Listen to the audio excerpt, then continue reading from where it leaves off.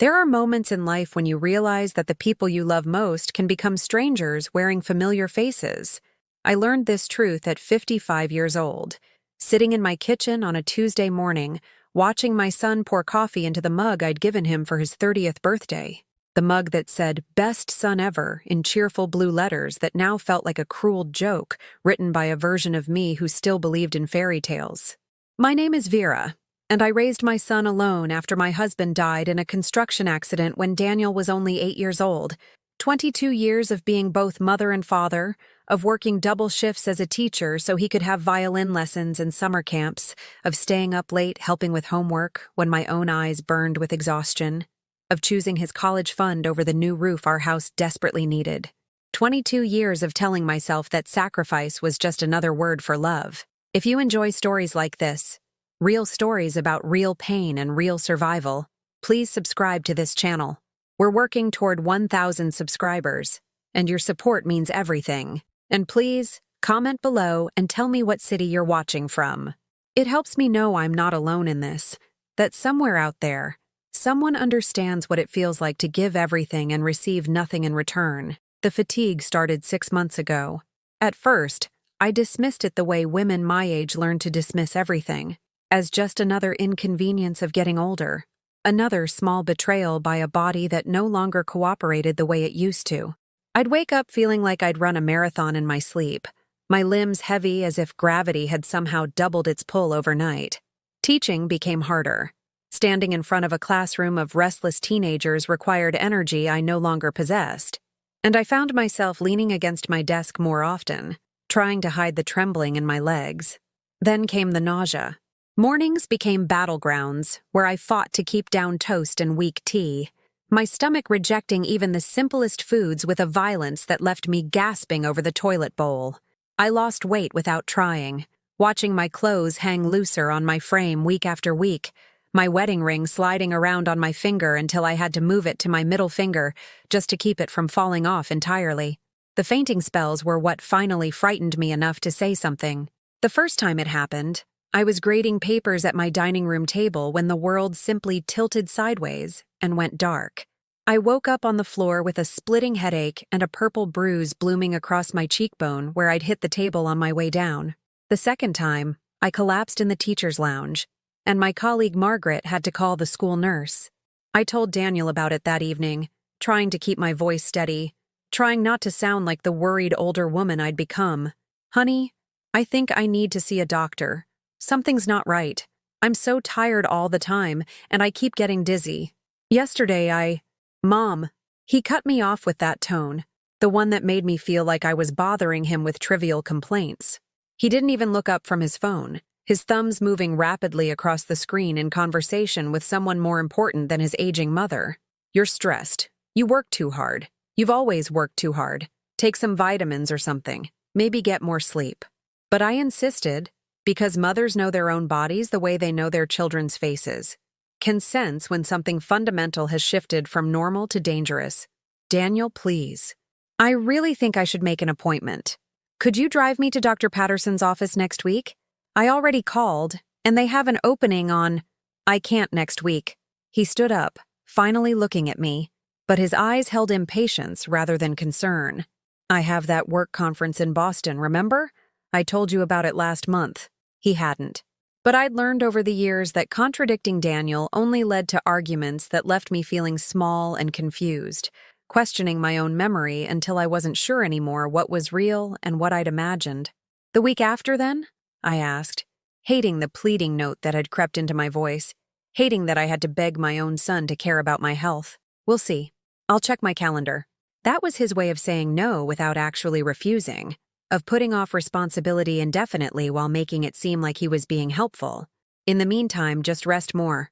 You're probably just run down." So I waited. I waited through another week of crushing fatigue that made climbing the stairs to my bedroom feel like scaling a mountain. I waited through mornings when I could barely lift my head from the pillow, when calling in sick to school required more strength than I could muster, so I dragged myself to work anyway, teaching through waves of nausea that made the classroom spin. I waited through evenings when Daniel came home late, always with excuses about traffic or meetings or drinks with colleagues, never asking how I felt, never noticing that his mother was disappearing right in front of him. The third time I fainted, I was alone in the house. I'd been reaching for a glass in the kitchen cabinet when darkness swallowed me whole, and I came to on the linoleum floor with my head throbbing, and the glass shattered around me in glittering shards. Blood trickled down my arm from a cut I didn't remember getting, and for several long minutes I just lay there among the broken pieces, staring at the ceiling, wondering if this was how it would end, alone on my kitchen floor, bleeding and too weak to call for help. I managed to pull myself up eventually, cleaned the wound with shaking hands, swept up the glass. When Daniel came home that night, I showed him the bandage on my arm, explained what had happened. He glanced at it briefly, frowned, then said, "You need to be more careful, Mom. You're getting older. Maybe you should think about retiring early. All this stress isn't good for you." Retiring early. As if I could afford to retire. As if the modest teacher's pension I'd earned after 33 years would be enough to live on. As if financial security was something I could simply choose, the way you might choose between tea and coffee. But I didn't argue. I'd learned that trying to make Daniel understand things he didn't want to understand was like trying to hold water in a sieve. I made the appointment myself, took a taxi to Dr. Patterson's office because Daniel was too busy at work to drive me. The doctor was kind, listened to my symptoms with the serious attention they deserved, ordered blood work and scans. He told me to come back in a week for the results, said it with a gravity that made my chest tighten with fear I'd been trying to ignore for months. That week was the longest of my life. I tried to prepare myself for bad news, but how do you prepare for something you can't even name? I found myself making mental lists at 3 a.m, things I still wanted to do, places I'd never seen, conversations I needed to have. Mostly, I thought about Daniel, about all the years we'd had together, about the little boy who used to crawl into my bed during thunderstorms, and the man he'd become who seemed to view me as an obligation rather than a person he loved. When the appointment day arrived, I called Daniel at work. "Honey, I have that follow-up appointment today at 2. Could you possibly take an hour off to come with me? I'm a little nervous about what the doctor might say." Silence on the other end. Then, "Mom, I really can't. We're in the middle of a major project. Can't you just go and call me after? I'm sure it's nothing serious." Nothing serious. My hands trembled as I ended the call. How does a mother explain to her son that she's terrified, that she needs him not because she's weak, but because love should mean showing up for the people who've always shown up for you? How do you make someone understand that "I'm busy" shouldn't be an acceptable response when your mother is facing potential devastation? I took another taxi to the appointment, sat alone in the waiting room surrounded by people who had family members with them, hands to hold, worried faces that mirrored their own fear. The receptionist called my name, and I followed her down the hallway on legs that felt disconnected from my body, into Dr. Patterson's office, where he sat behind his desk with a manila folder that contained whatever truth was about to change my life forever. Dr. Patterson's face told me everything before his words could. He had that expression doctors wear when they've practiced delivering devastating news so many times that compassion has become a professional skill rather than a natural response. He gestured for me to sit, and I lowered myself into the chair across from his desk, gripping the armrests like they might keep me anchored to a world that was about to tilt permanently off its axis. "Vera, the results from your tests have come back, and I'm afraid the news isn't what we hoped for." He opened the manila folder, revealing papers covered in medical terminology that might as well have been written in a foreign language. "The scans show a mass in your pancreas, and the biopsy results confirm it's cancerous. Stage 3 pancreatic cancer, which means it's advanced but still potentially treatable with aggressive intervention. Cancer." The word hung in the air between us like a death sentence, which in many ways it was. I'd heard the statistics, knew that pancreatic cancer was one of the most aggressive forms, that survival rates were grim even with treatment. My hands started trembling, and I clasped them together in my lap to hide the shaking, as if maintaining physical composure might somehow make the diagnosis less real. "What does that mean?" I asked, my voice sounding strange and distant even to my own ears. "What happens now?" Dr. Patterson leaned forward, his expression softening in a way that made my chest tighten with fear. "We need to start treatment immediately. Chemotherapy, possibly radiation. And if the tumor responds well, surgery might be an option down the line. But Vera, I want to be honest with you. This is serious. Time is critical here. Every week we delay reduces your chances significantly. Time is critical. The phrase echoed in my mind as he explained treatment protocols, survival statistics, side effects that would make the fatigue and nausea I'd been experiencing seem trivial by comparison. He handed me paperwork, referrals to oncologists, instructions about scheduling that first chemotherapy session. Everything moved too fast and too slow simultaneously, the information pouring over me like water while I tried desperately to hold on to anything that made sense. "Do you have someone who can come to your appointments with you?" Dr. Patterson asked, and something in his tone suggested this wasn't just a casual question. "The treatment is going to be difficult. You'll need support, someone to drive you to chemotherapy, help manage medications, assist with daily tasks when you're too weak to manage alone." "My son," I said automatically, because Daniel was all I had, the only family I'd managed to hold on to after my husband died and my parents passed, and the friends from my younger years drifted away into their own busy lives. "Daniel will help me." Dr. Patterson nodded, making notes in my file. "Good. Make sure he's informed about the diagnosis and the treatment plan. We'll need him to understand the seriousness of the situation." He looked up at me with eyes that held something I couldn't quite identify, concern that went beyond the professional. "Vera, you're going to need to advocate for yourself. This disease doesn't wait for convenient timing. If your support system isn't responding with appropriate urgency, you may need to find additional resources. Do you understand what I'm saying?" I nodded, though I didn't fully understand, not then. How could I know that Dr. Patterson was trying to warn me about something he'd probably witnessed countless times? Families who couldn't or wouldn't step up when their loved ones needed them most. Patients who suffered not just from disease, but from the additional burden of facing it alone? The taxi ride home felt surreal, the ordinary world continuing around me while inside I carried knowledge that changed everything. People walked dogs, children played in yards, neighbors waved as they checked their mailboxes. Life went on, indifferent to the fact that mine had just been handed an expiration date. Daniel's car was in the driveway when I arrived home, which was unusual for a Wednesday afternoon. Maybe he'd felt guilty about not accompanying me to the appointment, decided to come home early to check on me. The thought sparked a small flame of hope in my chest. Perhaps he did care. Perhaps I'd been too harsh in my judgment. Perhaps his distance was just stress from work rather than genuine indifference. I found him in the kitchen, pulling a beer from the refrigerator. He glanced up when I entered, registered my presence with the briefness of someone interrupted during something more important. "How'd it go?" he asked, twisting the cap off the bottle. "Daniel." My voice broke on his name, and suddenly the tears I'd been holding back since Dr. Patterson's office came flooding out. "Daniel, it's cancer. Pancreatic cancer. Stage 3. The doctor says we need to start treatment right away, that it's serious, that—" "Whoa, Mom, calm down." He held up his free hand as if to physically stop the flow of information, his face registering something between annoyance and discomfort. "Cancer? Are you sure? Did they run all the tests?" "Yes." I wiped at my face with shaking hands, hating that I was crying, hating that I needed his support so desperately. All the tests, scans, biopsies, everything. Dr. Patterson gave me referrals to start chemotherapy next week. He says it's aggressive and we can't wait.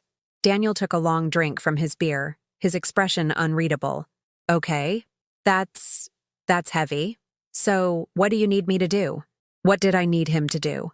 I needed him to hold me, to tell me everything would be okay even if it was a lie, to promise he'd be there through every appointment and treatment and terrifying moment.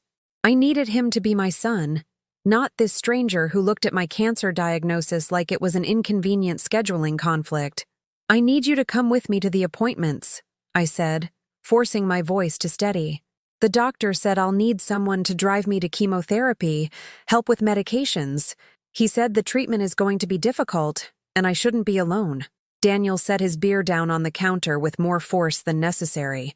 "Mom, I have a job, a demanding job. I can't just take time off whenever you have an appointment. Can't you hire a nurse or something?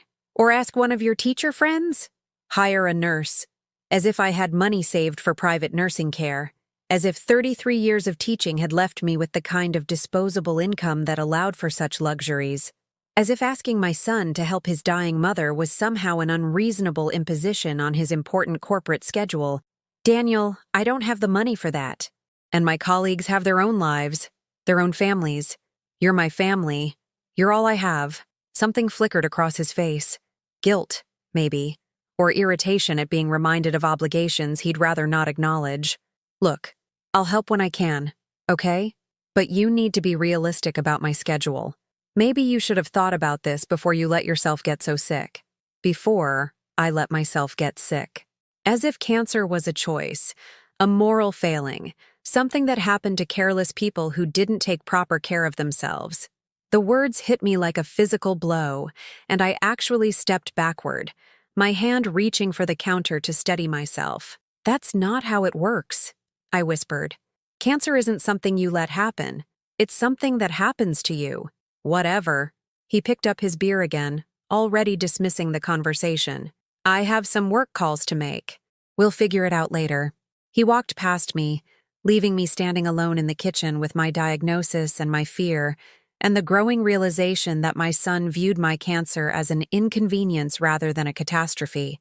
I stood there for a long time, staring at nothing, feeling the weight of isolation settle over me like a blanket made of lead. The next few days followed a pattern that would become sickeningly familiar. I tried to talk to Daniel about the upcoming oncology appointment, about the treatment plan, about my fears and questions. He responded with variations of the same theme. He was busy, he'd help when he could, I was overreacting, I needed to be more independent. You've always been so capable, Mom, he said one evening, when I asked if he could come to the first chemotherapy session. You raised me by yourself, worked full-time, managed everything. Why are you suddenly acting so helpless? Helpless. The word stung because it was true.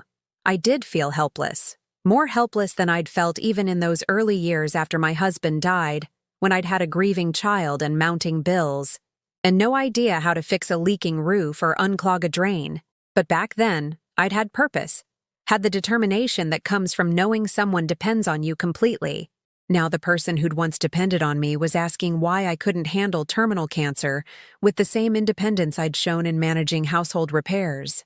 I started making my own arrangements, calling taxi services and looking into medical transport options. I printed out my treatment schedule and posted it on the refrigerator, hoping Daniel might glance at it and offer to accompany me to at least one appointment. The schedule stayed on the refrigerator, ignored, gathering the grease stains and coffee splashes that marked it as just another piece of household background noise. The oncologist, Dr. Ramirez, was a woman in her 40s with kind eyes and a direct manner that I appreciated. She reviewed my case, explained the chemotherapy protocol in detail, warned me about side effects that would make me wish for death, even as the treatment fought to prevent it. She asked, as Dr. Patterson had, whether I had family support. My son, I said again, the answer becoming automatic even as it felt increasingly hollow. Dr. Ramirez looked at me for a long moment, and I saw her eyes flick to the empty chair beside me, the chair where Daniel should have been sitting. It's important that you have someone attending these appointments with you, Vera. The treatment is aggressive, and you'll need help processing information, remembering instructions, getting home safely after sessions. Is your son reliable? The question hung between us, loaded with implications I didn't want to acknowledge. Was Daniel reliable? He'd been reliable when he needed me to sign tuition checks, to co-sign his first apartment lease, to loan him money for his security deposit. But was he reliable when I needed him? He works a lot, I heard myself say, making excuses the way mothers do, protecting our children even when they've stopped protecting us. But he'll be there when it really matters. I wanted to believe that. Needed to believe it. Because if Daniel wouldn't show up for his mother's cancer treatment, what did that say about the 22 years I'd spent raising him? What did it say about every sacrifice I'd made, every dream I'd deferred, every moment I'd chosen his needs over my own? That night, I sat at my dining room table with a stack of medical paperwork and insurance forms that might as well have been written in Sanskrit for all the sense they made. Daniel was out with friends, celebrating some colleague's promotion at a bar downtown. I'd asked him that morning if he might stay home to help me understand the insurance coverage for chemotherapy, and he'd looked at me like I'd requested he donate a kidney. Mom, I already told Dave I'd be there.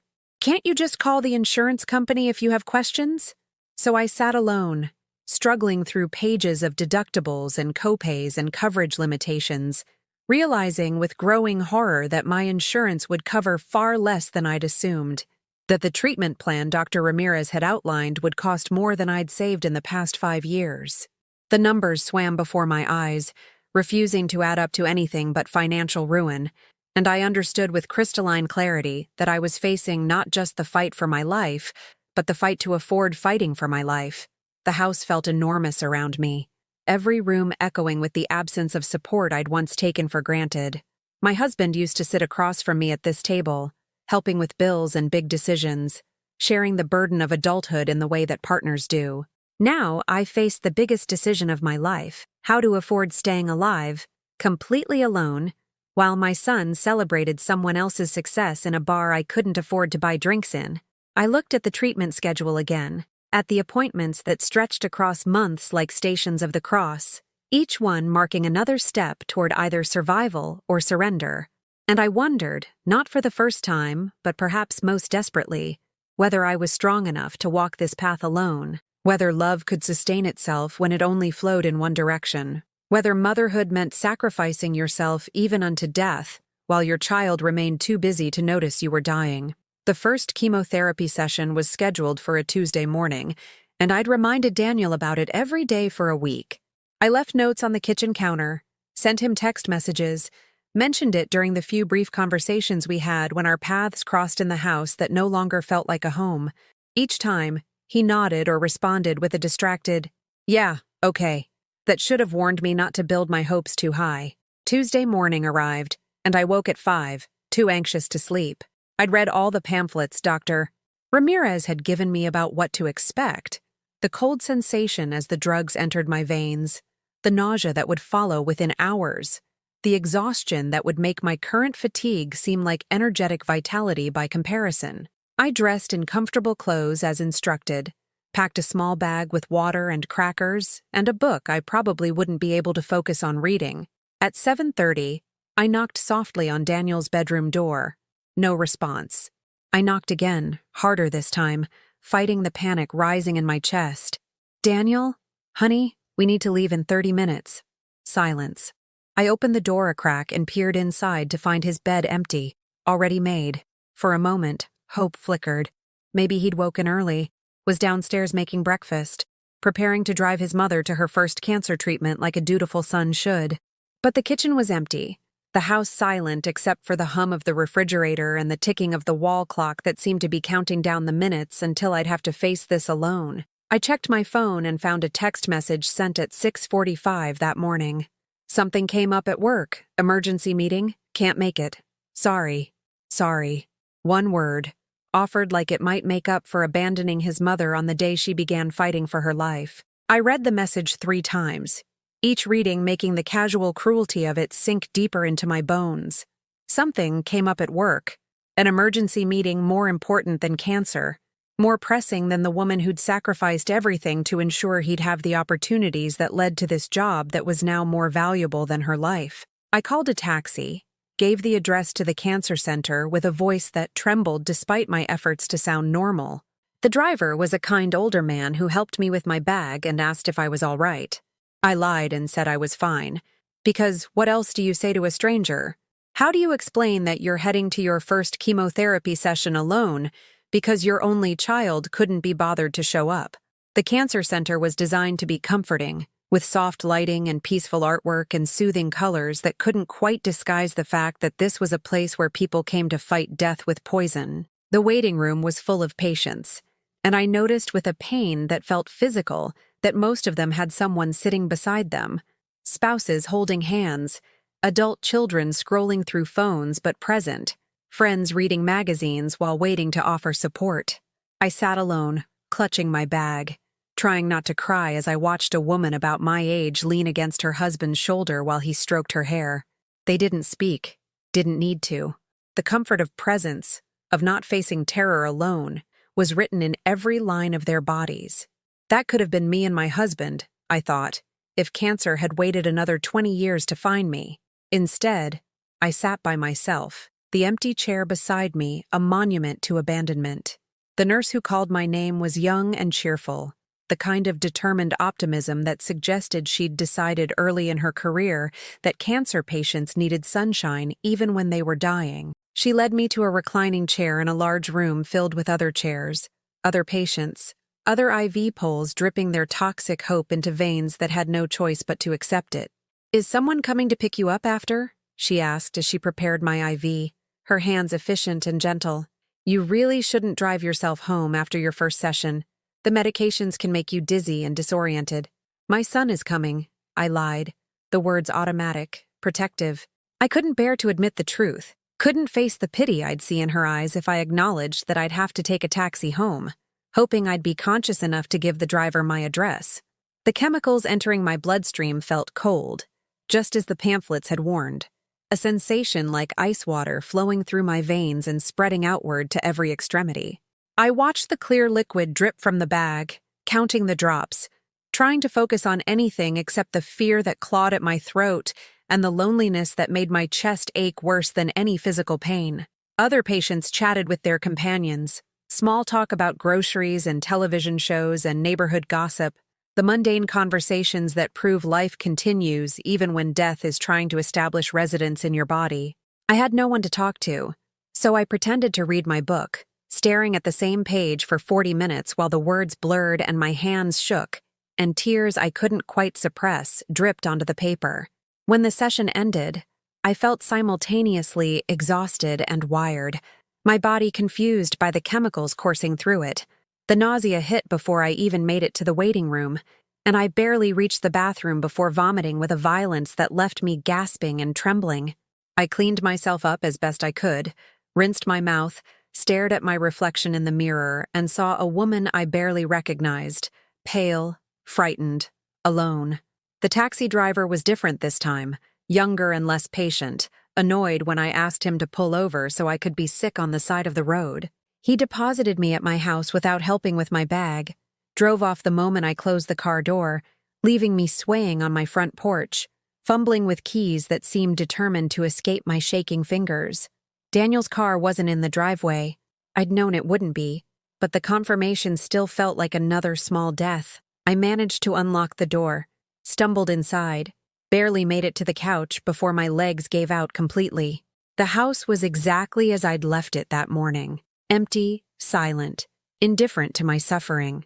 I lay on the couch for hours, drifting in and out of consciousness, vomiting into a bucket I'd barely had the foresight to grab from the kitchen, my body rejecting the treatment that was supposed to save my life.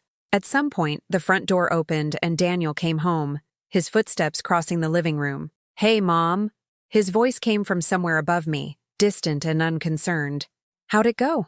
I couldn't answer, couldn't force words past the nausea and exhaustion and heartbreak. I heard him sigh, the kind of exasperated sound you make when something is mildly inconvenient.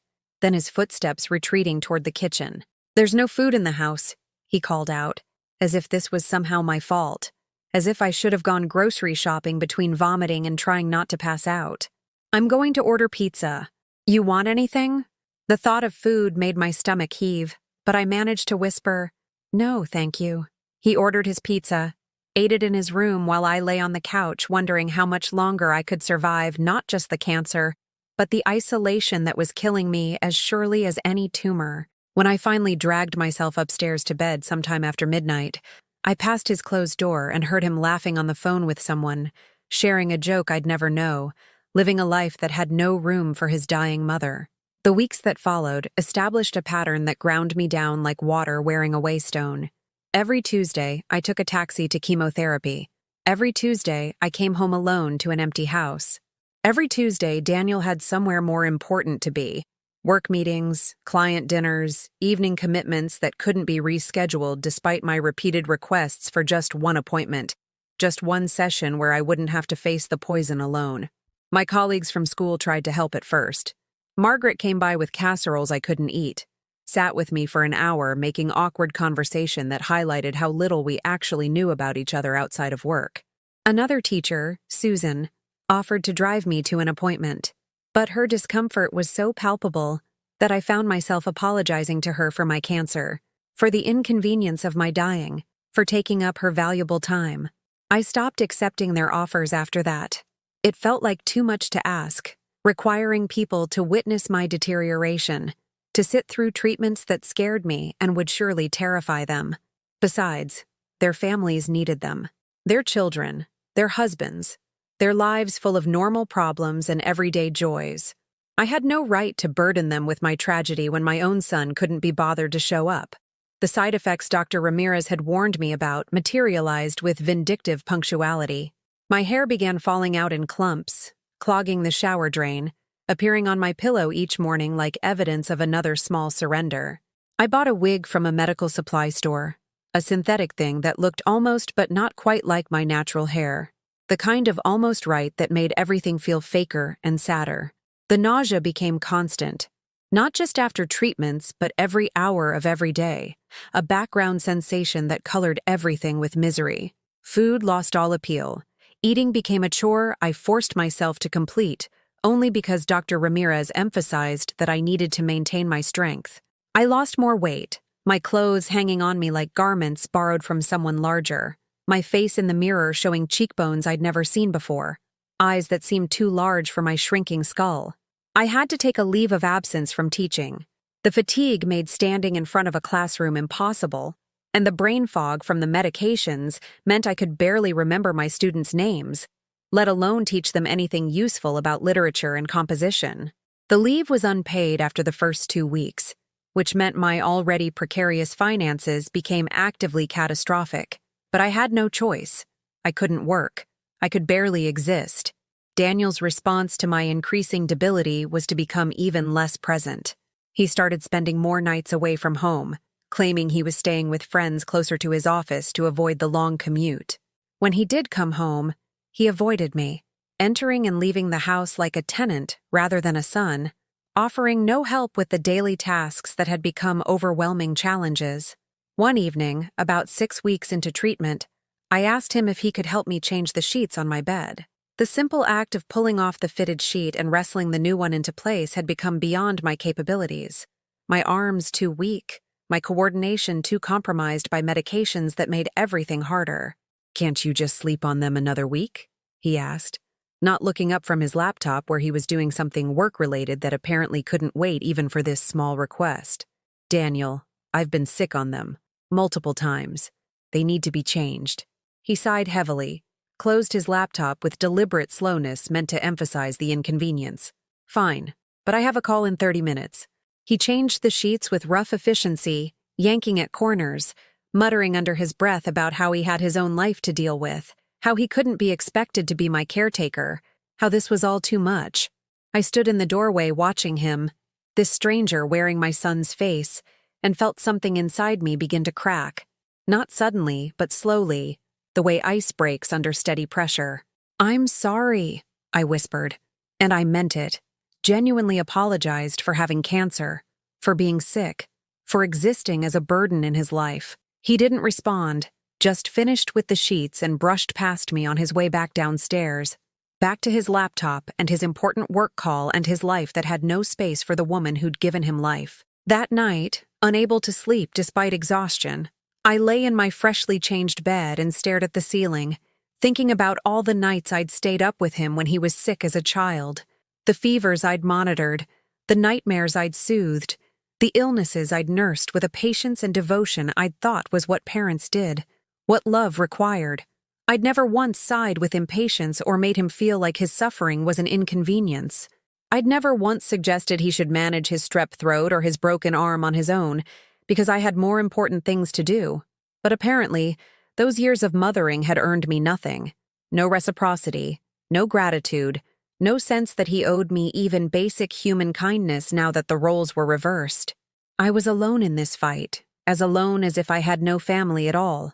More alone, perhaps, because at least people without family don't suffer the additional pain of being abandoned by the person who's supposed to love you most. 3 months into treatment, I stopped hoping Daniel would change. Hope, I discovered, was a luxury I could no longer afford.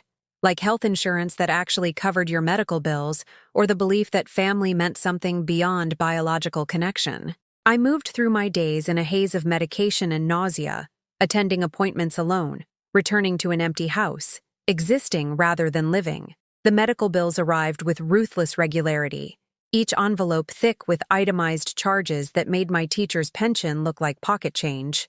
Copays, deductibles, medications not covered by insurance, procedures coded as elective by bureaucrats who'd never faced cancer themselves. I watched my modest savings account drain like bathwater down an open drain, numbers shrinking weekly, then daily, then hourly as automatic payments pulled money I no longer had to pay for treatments that were supposedly keeping me alive. I needed to access the emergency fund my husband and I had established years ago, money we'd set aside for exactly this kind of catastrophe. It wasn't a fortune, maybe $15,000 accumulated over 2 decades of careful saving, but it would cover several months of treatment costs and give me breathing room to figure out long-term solutions. The account was in both our names, mine and Daniel's, added when he turned 25 as a matter of estate planning, a way to ensure he could access funds quickly if something happened to me. I'd never imagined I'd need to ask permission to use my own money to pay for my own cancer treatment.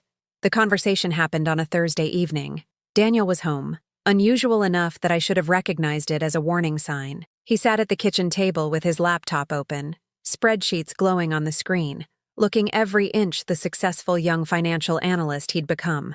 "Daniel, I need to talk to you about something important," I began, lowering myself carefully into the chair across from him.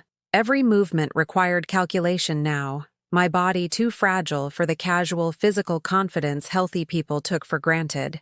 He glanced up with poorly concealed impatience. "What is it, Mom? I'm in the middle of something. I need to transfer money from the emergency account. The medical bills are piling up and I've exhausted my regular savings. I thought I should let you know before I make the transfer." Something flickered across his face. Surprise, maybe, or calculation. "How much are you thinking?" "All of it.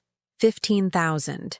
It sounds like a lot, but Dr. Ramirez says I have at least 4 more months of treatment, possibly 6, and the bills are already at." "You want to drain the entire emergency fund?" He leaned back in his chair, arms crossed, regarding me with an expression I couldn't quite read. "That's supposed to be for actual emergencies." The words hit me like a slap. I stared at him, certain I'd misheard, that my medication-fogged brain had misinterpreted something obvious. "Daniel, I have cancer. Stage 3 pancreatic cancer. If that's not an emergency, what is?" "It's just—" He paused, choosing words with the careful precision of someone navigating a conversation he'd rather not have. "That money was Dad's. It's supposed to be preserved for real crises, not just used up on medical bills that insurance should be covering anyway. Insurance doesn't cover everything. You know that. I've shown you the bills, explained the gaps in coverage. Without that money, I can't continue treatment. Do you understand what I'm saying? I need it to stay alive." He rubbed his face with both hands, a gesture of weariness that suggested my dying was exhausting for him. "Have you looked into payment plans? Medical debt forgiveness programs? There are options besides just spending money we might need later." "We might need later." The words hung between us, pregnant with implication. What did we need money for later, after I was dead? What expenses was he anticipating that were more important than keeping his mother alive long enough to have a later? "What exactly do you think we'll need it for?" I asked, my voice barely above a whisper, afraid of the answer but needing to hear it anyway. "I don't know, Mom. Funeral costs? Estate settlement? There are going to be expenses when—" He trailed off, unable or unwilling to finish the sentence. But the meaning was clear enough. When you die. He was already planning for my death, already calculating costs and preserving funds for my funeral while I sat across from him begging for money to avoid needing that funeral quite so soon. The realization settled over me like a physical weight, pressing down on my chest until breathing became a conscious effort. "So you're saying I shouldn't use the emergency fund to pay for cancer treatment because we need to save it for my funeral?" The question came out flat, emotionless, because I'd gone beyond hurt into some territory where feeling anything was too dangerous. That's not what I said. You're twisting my words. He stood abruptly, closed his laptop with a snap. I just think we should be smart about this. There might be other options we haven't explored. I'll look into some programs this weekend, okay? Let's not make any rash decisions about the emergency fund. He left the kitchen before I could respond, left me sitting alone at the table where we'd shared thousands of meals, where I'd helped him with homework and listened to his problems and celebrated his achievements. The table that had witnessed our life together now bore silent testimony to the moment I understood that my son was willing to let me die to preserve money for my funeral. I didn't bring it up again. What was the point? Instead, I began the humiliating process of applying for medical assistance programs, filling out forms that required me to document every aspect of my financial desperation, prove I was poor enough to deserve help, sufficiently destitute to merit charity. The applications asked questions that felt designed to strip away any remaining dignity. How much food did I have in my house? What was the value of my personal possessions? Could I borrow money from family members? That last question made me laugh, a bitter sound that hurt my chest. Borrow money from family? My family consisted of one person who thought preserving $15,000 was more important than his mother's life. I started selling things. Small items at first. Jewelry I never wore, books I'd collected over decades, kitchen appliances I no longer had the energy to use. I posted them on online marketplaces with descriptions that tried to sound upbeat rather than desperate, met strangers in parking lots to exchange my possessions for cash that barely made a dent in the mountain of medical debt. My wedding ring was among the items I sold. The simple gold band my husband had placed on my finger 33 years ago.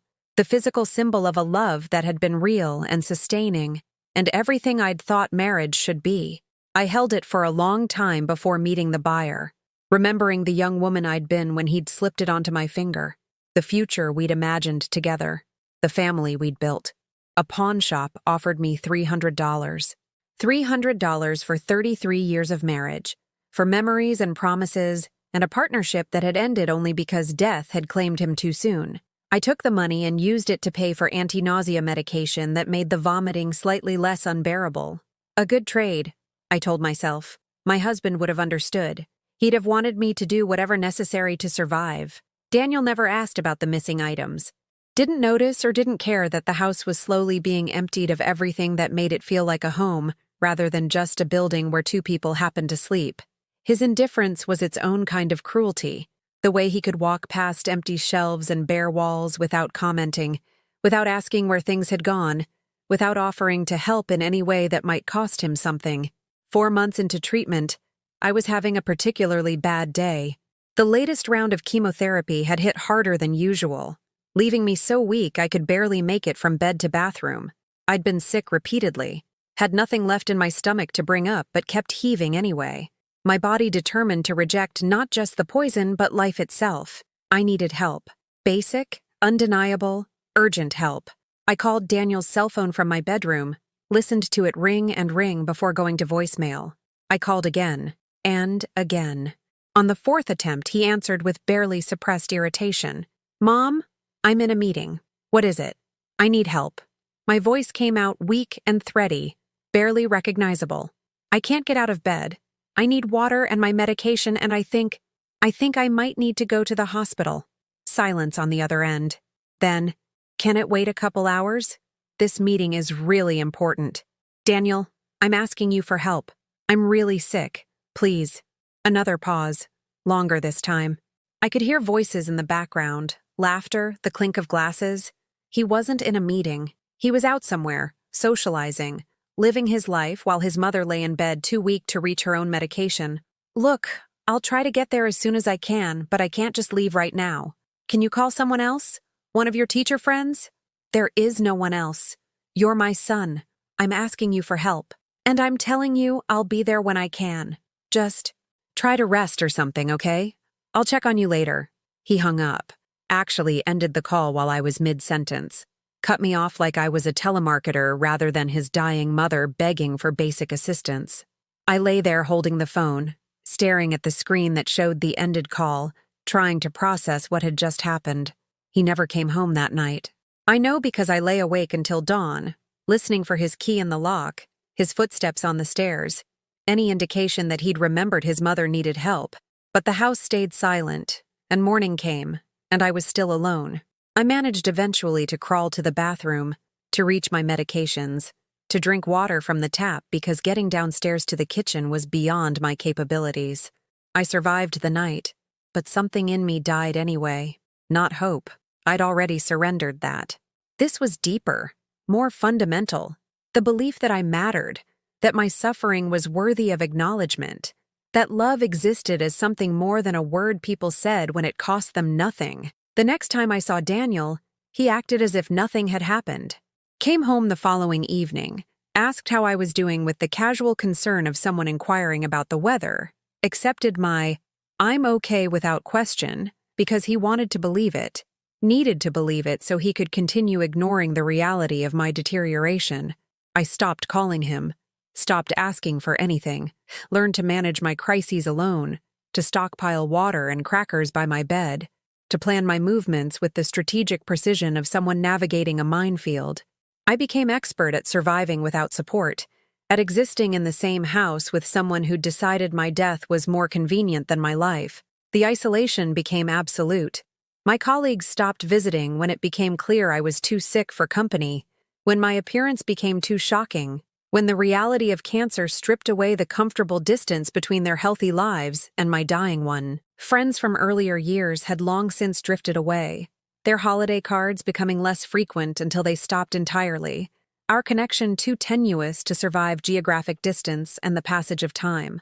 I was utterly alone, more alone than I'd been even after my husband died, because then I'd had purpose, had a child who needed me, had a reason to wake up each morning and face another day. Now I had nothing but the grim determination to survive. Though I was increasingly unclear about why survival mattered when the life I was fighting for had already been emptied of everything that made it worth living. One morning, while cleaning out a drawer looking for something to sell, I found an old photo album.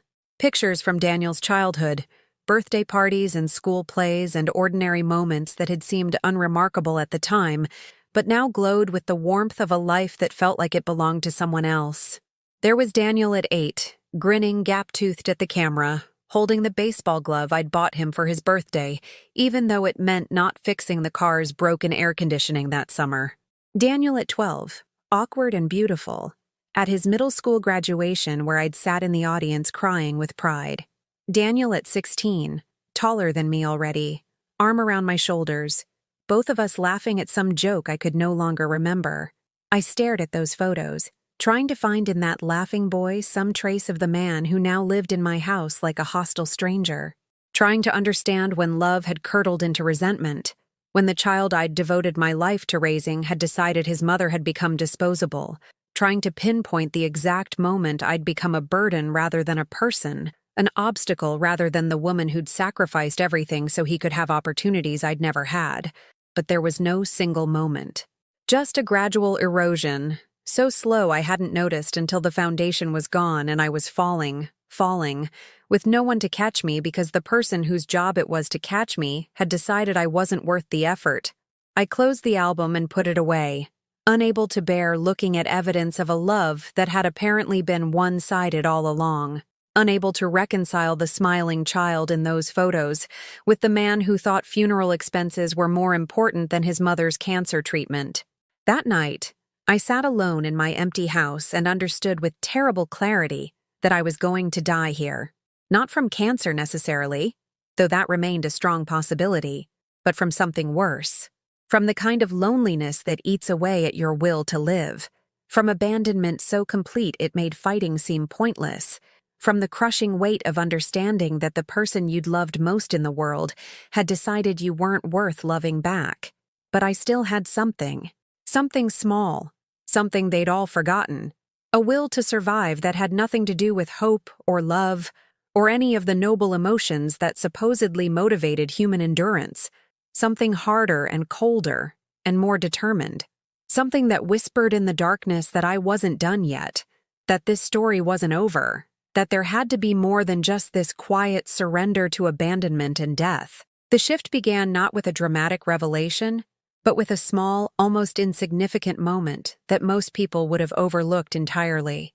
I was searching for my insurance documents, needing to verify coverage for an upcoming scan, when I found an envelope in the hall table drawer. It was addressed to me from the hospital, with a date from 4 months earlier, right around the time of my diagnosis. The envelope had been opened, carefully, neatly, then resealed with the kind of precision that suggested someone had wanted to hide the fact they'd tampered with it. My hands shook as I pulled out the contents. A letter from Dr. Patterson's office marked Urgent Patient Notification across the top in red letters that couldn't be ignored. It was a copy of my diagnosis, sent as standard procedure to ensure patients received critical information, dated 2 weeks before my actual appointment, before Dr. Patterson had sat me down and delivered the news that changed my life. This letter had arrived first, a warning shot across the bow, and someone had opened it. Daniel had known, before I did. Before the appointment where I'd sat alone in that office chair and heard the word cancer for the first time. He'd known for weeks, maybe longer, and he'd said nothing. Just watched me struggle through fatigue and nausea, canceled my appointments, told me I was stressed and overreacting while he sat on information that could have saved valuable treatment time. I stood in the hallway holding that letter, the paper crinkling in my shaking hands, and felt something fundamental shift inside me. Not anger. Anger was too hot, too immediate. This was colder, harder, like water freezing into ice. A clarity I hadn't possessed in months, a sudden sharp focus that cut through the fog of medication and exhaustion. He'd known, and he'd chosen to keep me in the dark, to delay my diagnosis, to waste precious weeks when every day mattered. The question was why, and the answer came with sickening obviousness. Because my death was more convenient than my survival. Because a dead mother meant inheritance, meant freedom, meant not having to pretend to care about someone who'd become an inconvenience. I carefully placed the letter back in its envelope and returned it to exactly where I'd found it. My movements precise and controlled. I couldn't let him know I'd discovered this. Not yet. First, I needed to understand the full scope of what he'd done. Needed to see clearly what I'd been too sick and too trusting to notice before. That night, I didn't sleep. Instead, I lay in bed and remembered, really remembered, without the softening filter of maternal love, without the excuses I'd been making for months. I thought about the mortgage payment Daniel was supposed to be handling, the one he'd convinced me to let him manage when I got sick because, you have enough to worry about, Mom. I thought about the insurance documents he'd offered to organize, the medical bills he'd promised to review, the financial matters he'd insisted on taking over because I was too unwell to handle them properly. I thought about his absolute refusal to help with treatment, his strategic absences, his carefully maintained distance that kept him just uninvolved enough to claim ignorance if questioned but present enough to maintain control. I thought about the emergency fund he'd refused to let me access, the $15,000 he wanted preserved for later, for after I died, for the estate he was already planning to inherit. The pieces fell into place with the inexorable logic of a puzzle solving itself. Daniel wasn't just neglecting his sick mother.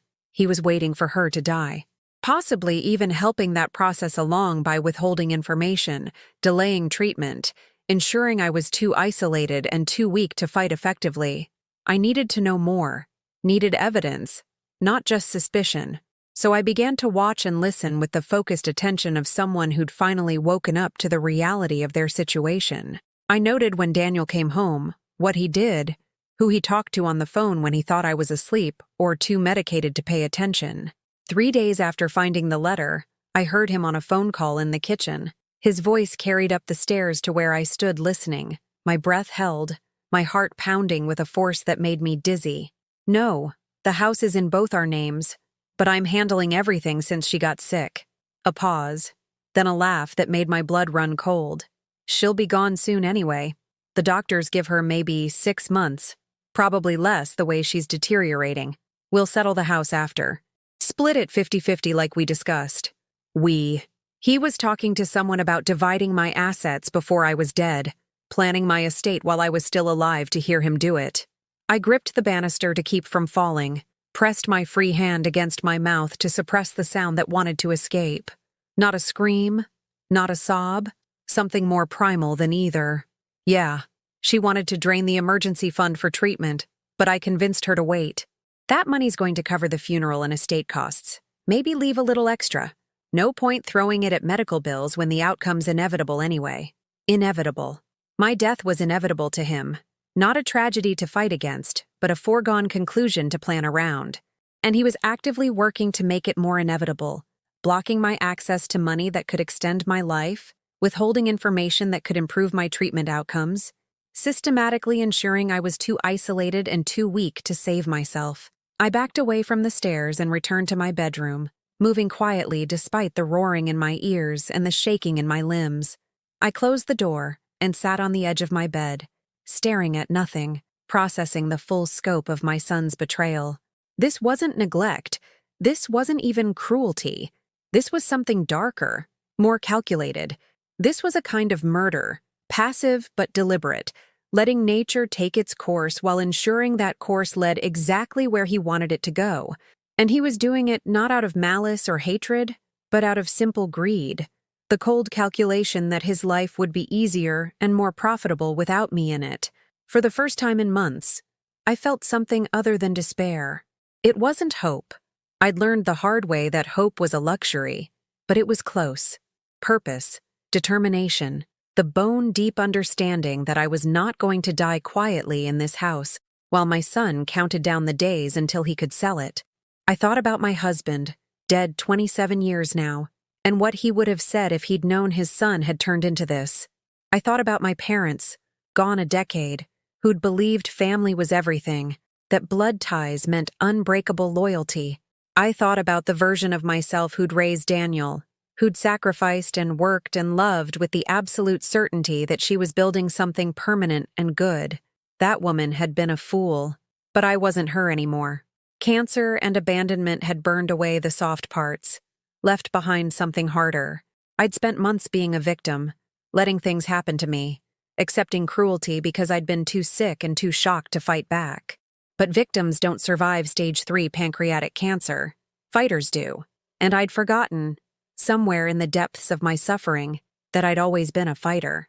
I'd fought poverty as a young teacher, fought grief after my husband died, fought every day to give my son opportunities I'd never had. I'd forgotten how to fight for myself, let love and loyalty make me weak when I needed to be strong. But that ended now. The next morning, I went through the house while Daniel was at work. Not frantically, not desperately, but with systematic precision. I photographed every document I could find. Bank statements showing his name added to accounts I didn't remember authorizing. Insurance papers with signatures that looked almost, but not quite like mine. Medical proxy forms giving him authority over my healthcare decisions. I found more opened mail, letters from the hospital and insurance company and collection agencies, all addressed to me, all opened and read by someone else first. I found a notebook where he'd been tracking my decline, noting dates and symptoms with the clinical detachment of someone documenting a natural process rather than his mother's suffering. The last entry, dated 3 days earlier, read, "Significant weight loss. Increased fatigue. Estimate 4 months remaining." He was literally counting down the days until I died, treating my death like a project with milestones and deliverables, something to be managed rather than mourned. I photographed everything, used my phone to capture images of every piece of evidence, stored them in a folder I labeled with an innocuous name he'd never think to check. I was methodical, careful, leaving no trace that I'd been searching. Years of teaching teenagers had taught me how to notice things people wanted to hide. Now I used those same skills to hide my own investigation. I also started paying attention to my own health in ways I hadn't before. I realized that I'd been taking Daniel's word about my medications, letting him organize the pills each week in the little daily containers, trusting that he was giving me the correct doses. But what if he wasn't? What if he was giving me less than prescribed? Just enough to keep me barely functional but not enough to actually help. I contacted Dr. Ramirez's office directly, without Daniel's knowledge, and requested a copy of all my prescriptions and treatment protocols. When they arrived via email, I compared them carefully to what Daniel had been giving me. 2 medications were wrong, lower doses than prescribed, changes he couldn't have made without intercepting the prescriptions and having them filled incorrectly. He was deliberately under-medicating me. Not enough to be obvious, not enough that I'd notice in my compromised state, but enough to make treatment less effective, to ensure my decline continued on the schedule he'd apparently decided was optimal. The discovery should have devastated me. Instead, it fueled the cold determination growing in my chest. This was evidence, concrete proof of intentional harm.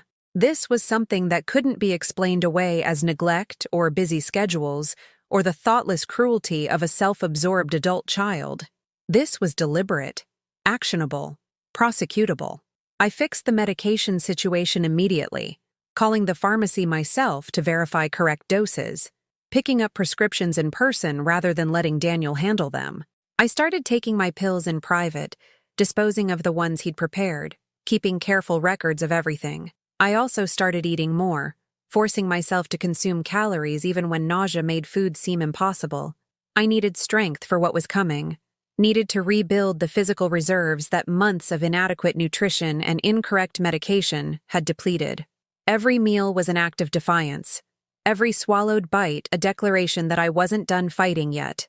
Most importantly, I started making calls. Quietly, during hours when Daniel was at work, speaking in hushed tones, even though I was alone in the house. I called my sister, Margaret, who lived 3 states away, and who I hadn't spoken to in nearly a year because Daniel had convinced me she was too busy with her own life to want to deal with my problems. Margaret answered on the second ring, and her voice, warm, concerned, immediately present in a way Daniel's never was, nearly broke my resolve to stay calm and strategic. "Vera? My God, I've been trying to reach you for months. I kept calling, but Daniel said you were too sick for visitors, that you needed rest and quiet. How are you? What's happening?" Too sick for visitors. He'd been screening my calls, keeping me isolated, cutting me off from the one person who might have helped. The manipulation was so complete, so thorough, that I'd never even questioned it. "Margaret," I said, my voice steady despite the emotions churning in my chest. "I need your help, and I need you to not tell anyone we've spoken, especially not Daniel. Can you do that for me?" "Of course." "Vera, what's wrong? You sound different." Different. Yes, I was different. I wasn't the passive victim anymore, wasn't the abandoned mother waiting to die alone. I was someone else now, someone harder and more dangerous, someone who'd been pushed too far and had finally pushed back. "Everything's wrong," I told her. "But I'm going to make it right. I just need time and help and someone who actually wants me to survive." "Tell me what you need," Margaret said without hesitation, and for the first time in months, I felt something close to hope stir in my chest. Not the naive hope of earlier times, the foolish belief that love would win and family would matter. This was grimmer, more realistic. The hope that comes from having a plan, from seeing a path forward even when that path leads through darkness. The hope that justice might still be possible, that betrayal might still have consequences, that a woman written off as dying might still have enough fight left to reclaim her life. I wasn't done yet. Not even close. And Daniel, who thought he'd successfully orchestrated my quiet decline, was about to discover that his mother had learned something important in all these months of suffering. Sometimes the people you underestimate are the ones who destroy you. Margaret arrived on a Wednesday afternoon, 3 days after our phone call. I'd told Daniel she was coming for a brief visit, just a few hours to check on me, nothing he needed to worry about. He'd barely looked up from his phone when I mentioned it, just shrugged and said, "Whatever, I'll probably be at work anyway." But Margaret didn't leave after a few hours. She stayed. She took one look at me, really looked, the way Daniel hadn't in months, and I watched her face transform from concern to horror to something harder, angrier. She walked through the house, noting the empty rooms, the missing furniture, the bare walls where family photos had once hung. She opened the refrigerator and found it nearly empty. She saw the pile of medical bills on the kitchen counter, the collection notices, the final warnings. "How long has it been like this?" she asked, her voice carefully controlled in the way people speak when they're trying not to scream. "Months," I said simply. There was no point in minimizing it, no reason to protect Daniel anymore, since the diagnosis. Margaret's hands clenched into fists at her sides. "That son of a—" She stopped herself, took a deep breath. "I'm staying. And we're fixing this. She moved into the guest room that same day, the room Daniel had been using to store boxes of his own possessions, things he'd moved from his apartment to avoid paying for storage. Margaret pushed his boxes into the hallway without ceremony, made up the bed with sheets she'd brought from home, and established residence with the quiet determination of someone who'd made a decision and wouldn't be swayed from it. When Daniel came home that evening and found Margaret's car still in the driveway, I watched confusion cross his face. I thought she was just visiting for the day. Plans changed, Margaret said before I could answer, her tone pleasant but firm. Vera needs help and I'm retired. Made sense for me to stay a while. Something flickered behind Daniel's eyes. Alarm, maybe, or calculation. His carefully constructed isolation of me had just been disrupted, and he knew it. That's really not necessary. We're managing fine. I'm sure you have your own life to get back to. Actually, I don't. My life is pretty flexible these days. Margaret smiled, the kind of smile that didn't reach her eyes. And family takes care of family, don't they? The emphasis on those last words was slight, but unmistakable. Daniel heard it. I could tell by the way his jaw tightened, but he couldn't argue without revealing more than he wanted to reveal. So he retreated to his room, and I heard him on the phone shortly after, his voice low and urgent, though I couldn't make out the words. Margaret's presence changed everything. She made sure I ate proper meals, cooked with the kind of nutritious ingredients my body desperately needed.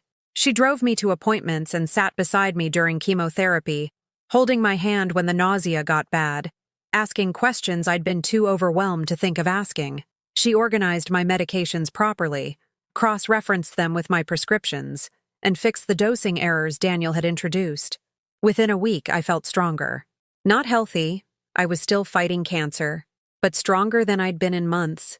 Proper medication at proper doses made a startling difference. So did regular meals, and someone who actually cared whether I lived or died. But Margaret did something else too, something more strategic.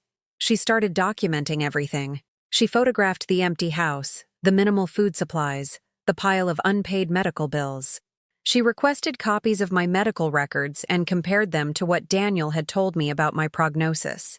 She made lists of medications and their correct doses, noted the discrepancies. "We need a lawyer," she said one evening after Daniel had gone out with friends, leaving us alone in the house. "Not just any lawyer, someone who specializes in elder abuse and healthcare fraud." "I'm only 55, I protested weakly. "That's not elderly. Legally, it doesn't matter. What matters is that someone in a position of trust deliberately withheld medical information, manipulated your healthcare, and potentially endangered your life for financial gain. That's criminal, Vera. Not just morally wrong. Actually, criminal." The word hung between us. Criminal. My son was a criminal. Not just a neglectful child or a selfish adult, but someone who'd committed crimes against his own mother. The reality of it was still difficult to fully process, even with all the evidence I'd gathered. Margaret had a friend who knew someone. That's how these things work when you need help outside normal channels.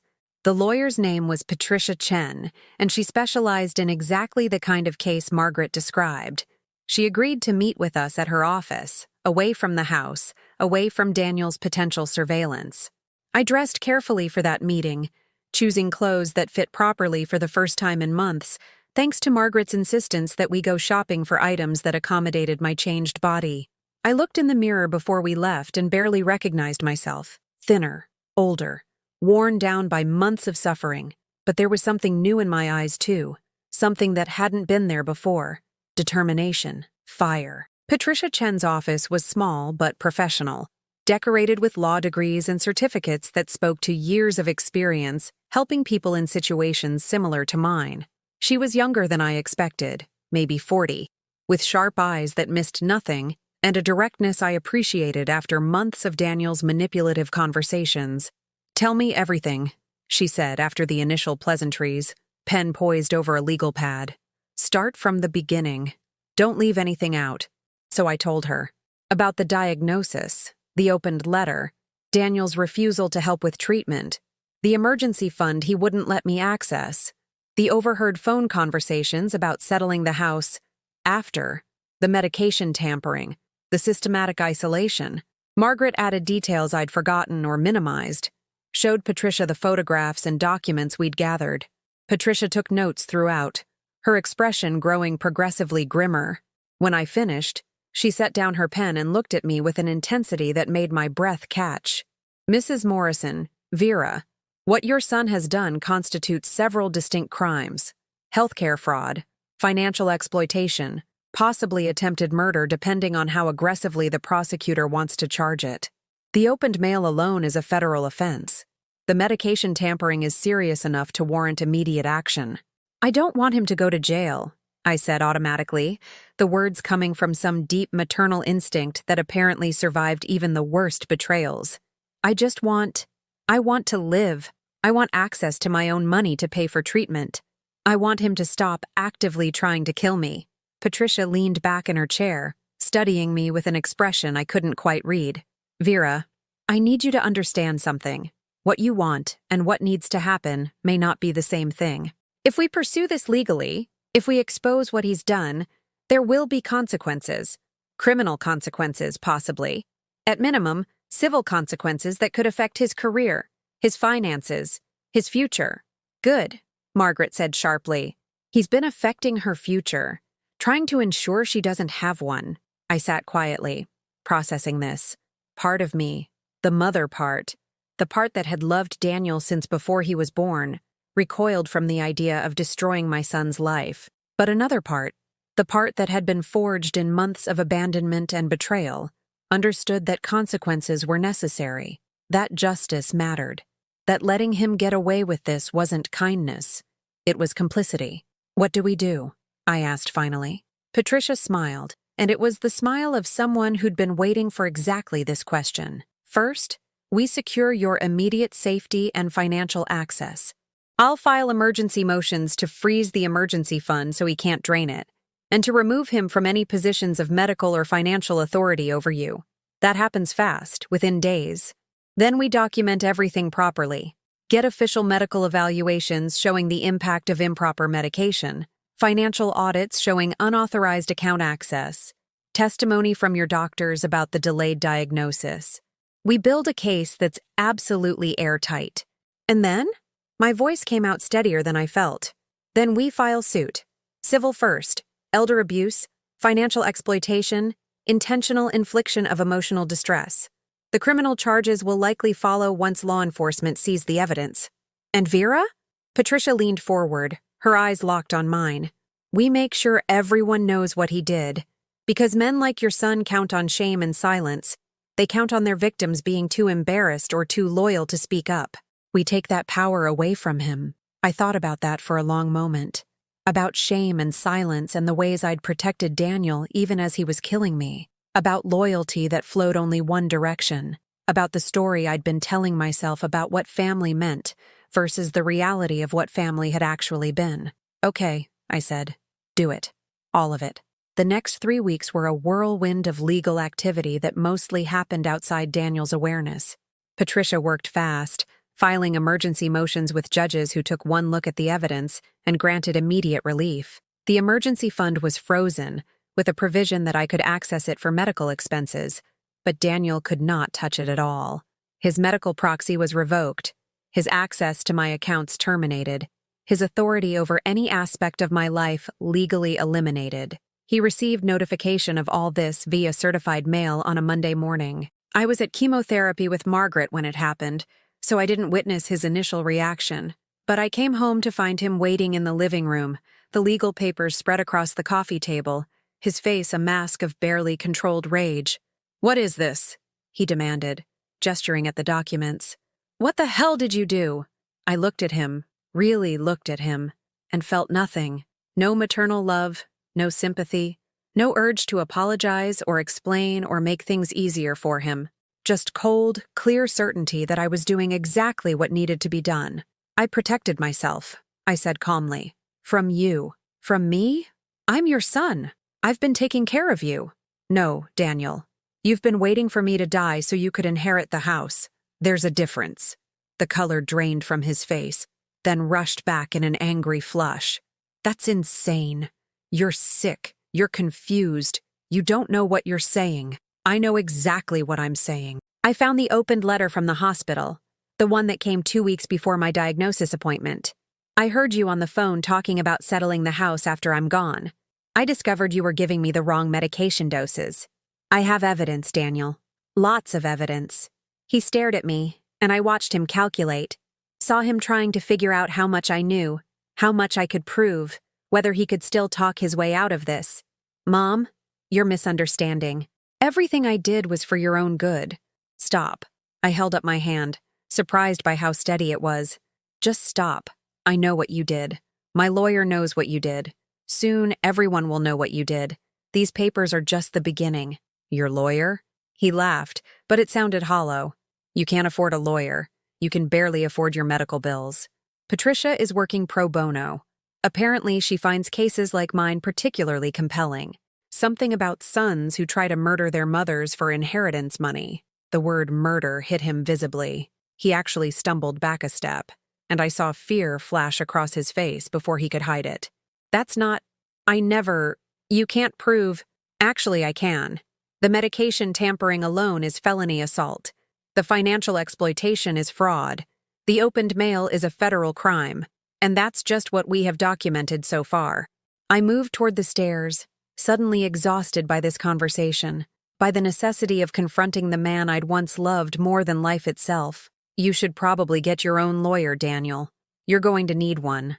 I left him standing in the living room surrounded by legal papers that spelled out the beginning of his consequences. Margaret was waiting at the top of the stairs, and together we went to my room and closed the door. I sat on the edge of my bed, and only then did I start shaking, the adrenaline draining away and leaving me weak.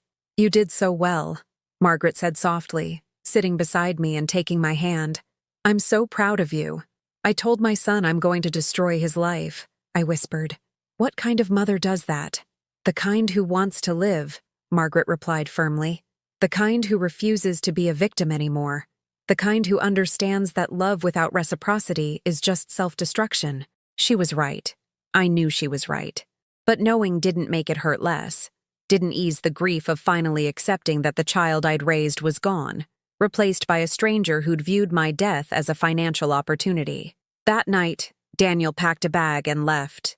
I heard him moving around downstairs, opening and closing drawers, his footsteps angry and heavy. The front door slammed with enough force to rattle the windows, and then his car started, tires squealing as he drove away too fast. The house fell silent.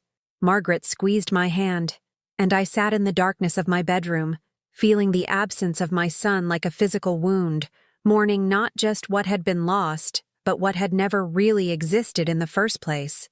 But beneath the grief, something else stirred. Something harder and more enduring. Relief. Liberation. The understanding that fighting back, refusing to accept cruelty as inevitable, demanding justice even when it hurt, these things mattered more than preserving a relationship that had been killing me. I wasn't done yet. The legal battle was just beginning. The confrontations still to come. But I'd taken the first steps, reclaimed the first pieces of my power, proven to myself that I was stronger than he'd calculated, and tomorrow, we would take the next steps, and the next, until either I won or I died trying. But I wouldn't die quietly, wouldn't fade away convenient and unnoticed the way he'd planned. If I was going down, I was going down fighting, and I was taking him with me. The deposition was scheduled for a Thursday morning, 6 weeks after Daniel had stormed out of the house. In that time, Patricia had built a case so comprehensive, so meticulously documented, that even I was shocked by the scope of what Daniel had done. Bank records showing unauthorized transfers, medical records proving the medication tampering, testimony from Dr. Patterson about the opened letter and the delayed treatment, phone records of calls Daniel had made to people discussing my assets before I was even dead. The evidence was damning, undeniable, the kind of documentation that turned suspicion into fact, that transformed a mother's worst fears into legal reality. Patricia had even found the pharmacy where Daniel had the prescriptions filled at incorrect doses, and the pharmacist remembered him specifically requesting the changes, claiming he was acting on doctor's orders. But evidence on paper was one thing. Facing Daniel across a conference table while lawyers recorded every word was something else entirely. I hadn't seen him since that night he'd packed his bags, hadn't spoken to him except through attorneys. Part of me had hoped he might reach out, might apologize, might show some fragment of remorse that would prove the son I'd raised still existed somewhere beneath the stranger he'd become. He hadn't. Instead, he'd hired an expensive lawyer, paid for with money I suspected came from accounts he'd drained before the freeze, and prepared to fight. Patricia had warned me that he would likely claim I was mentally incompetent due to the cancer and medications, that he'd been acting in my best interest, that everything was a misunderstanding blown out of proportion by an elderly woman's confusion. "He's going to try to make you look unstable," Patricia had explained during our preparation sessions. "He'll point to your illness, your medications, your age. He'll suggest you're being manipulated by Margaret, that you don't understand what's really happening. You need to be ready for that." I thought I was ready. I'd practiced my responses, reviewed the evidence, steeled myself for whatever he might say. But when I walked into that conference room and saw Daniel sitting across the table in an expensive suit, looking every inch the successful professional he'd always wanted to be, something inside me cracked. He didn't look at me. Not at first. He studied the papers in front of him with exaggerated focus, as if eye contact might somehow weaken his position. His lawyer, a sharp-faced woman named Reynolds, who'd apparently made a career of defending the indefensible, greeted us with professional courtesy that didn't reach her eyes. The court reporter set up her equipment. Patricia arranged her files with precise care. Margaret sat beside me, her hand finding mine under the table, squeezing gently in silent support. And then the deposition began. Daniel's lawyer leading with questions designed to establish that I was too sick, too medicated, too confused to be a reliable witness to my own life. "Mrs. Morrison, you're currently undergoing chemotherapy for stage 3 pancreatic cancer, is that correct?" "Yes." "And you're taking multiple medications for pain management, nausea control, and other symptoms?" "Yes." "Would you say these medications affect your mental clarity? Your ability to remember things accurately?" I looked directly at Daniel then, forced him to meet my eyes. He looked away first. "The medications affect my physical state. My mental clarity is fine. I remember everything perfectly." Reynolds smiled slightly, making a note. "You've made serious allegations against your son, Mr. Morrison. Allegations of financial exploitation, medical neglect, even attempted murder. Those are strong words, Mrs. Morrison." "They're accurate words," I said steadily. "Would you like me to walk you through the evidence?" "What I'd like," Reynolds said, her tone sharpening, "is to understand why a dying woman would choose to spend her remaining time attacking the son who's been trying to care for her." The words were calculated cruelty, designed to make me emotional, to undermine my credibility through tears or anger. I felt Margaret tense beside me, felt Patricia start to object, but I held up my hand. "I'm not dying," I said clearly. "Not anymore. Proper medication at proper doses has significantly improved my prognosis. Dr. Ramirez can provide updated medical reports showing that my cancer is responding to treatment now that I'm receiving the correct care. The only reason I was dying was because your client was ensuring I didn't receive that care." I turned my attention to Daniel then, addressed him directly despite Reynolds' attempt to redirect. "You opened my diagnosis letter before I received it. You knew I had cancer 2 weeks before I did. You canceled my appointments, discouraged me from seeking treatment, told me I was overreacting when I was literally dying." "Mom, that's not—" Daniel started, but his lawyer silenced him with a hand on his arm.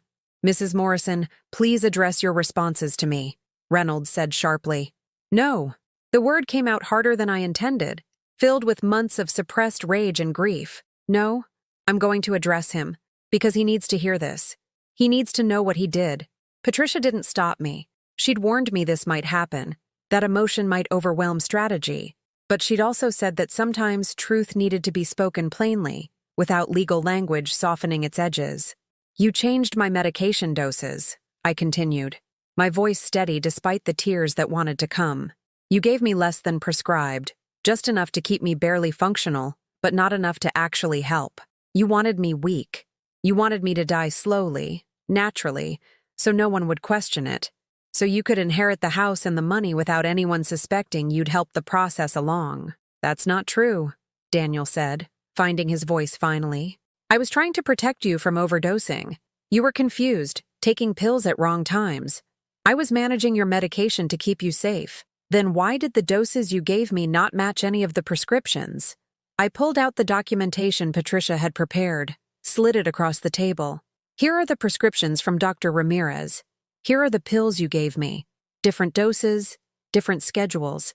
If you were trying to keep me safe, you would have followed the doctor's orders. Instead, you deliberately undermined them. Reynolds tried to regain control of the deposition. Mrs. Morrison, these allegations are being made after your sister moved in. Isn't it possible she's influenced your perception of events? That she's encouraging you to see malice where there was only a son's imperfect attempts to help? Margaret didn't move in until after I found the opened letter, I said. After I heard Daniel on the phone discussing settling the house after I died.